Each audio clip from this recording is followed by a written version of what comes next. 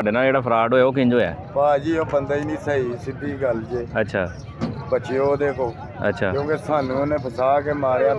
अस्सलाम वालेकुम दोस्तों, कैसे हो सब? उम्मीद करना कि सारे ठीक ठाक होंगे। तो बड़ियाना मंडी नवी वीडियो लैके तुहाडी खिदमत च हाज़र होया वा। तो अज इंशाल्लाह जिहड़ा ना मझां दे रेट तुहानूं दस्सांगे। सोहनी सोहनी मझां इस वीडियो के अंदर तुहानूं विखावांगे। तो अगर तुसीं चैनल ते नवे हो तो चैनल सबसक्राइब कर लो, बैल आइकन दे बटन प्रेस कर लो ताकि साडी नवी आने वाली वीडियो तुहाडे तक बआसानी पहुँच सके। तो इंशाल्लाह वीडियो का आगाज़ करने। माशाल्लाह ये चेक करो, सोहनी वेखो माशाल्लाह सोहनी झोटी, पैलन झोटी माशाल्लाह चेक करो, सोहनी झोटी माशाल्लाह। ते एदा जेड़ा ना चेहरा चेक करो, सोहनी सिंगियां ने, सोहनी अख है माशाल्लाह। ते सोहना जानवर है, सोहनी झोटी पैलन है असलम है। वेखो माशाल्लाह पैलन झोटी है। ते पिछे दे जेड़ा ना पुछ लेने की है एदे पिछे की असलम, एदे कट्टी कट्टा माशाल्लाह पहला सूआ है ना, पहला ने माशाल्लाह पिछे दे कट्टा है। तो ये को दुध किन्ना जे बोला, किन्ना दुध बोला ये 5-4 से को बोला माशाल्लाह। पहलन छोटी है, पिछे दे कट्टा है।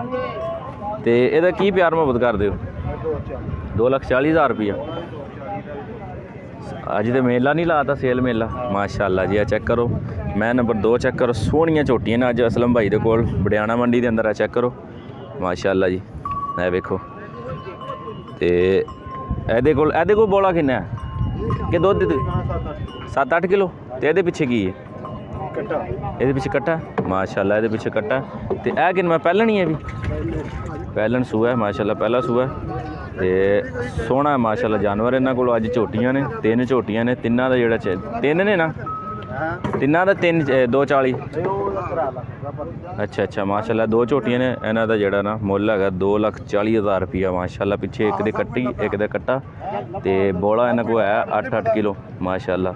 तो सोहना जोड़ा ना जानवर इन्हों को माशाल्लाह जी।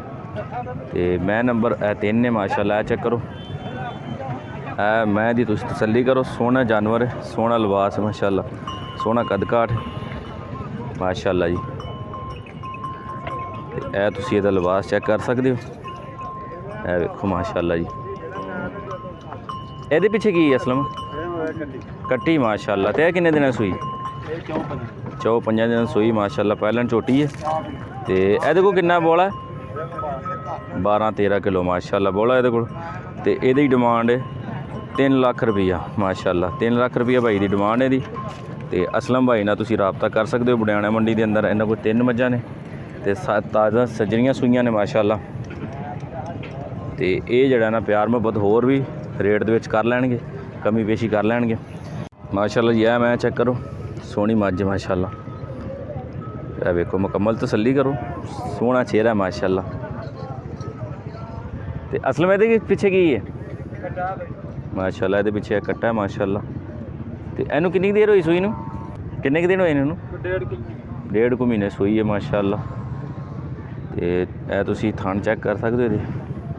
ये वेखो वह पींदा जे, इन्हें चुंघ जाना है ना, सैड ते कर लो। है वेखो माशाल्लाह। तो यदा की प्यार मुहब्बत करते हैं?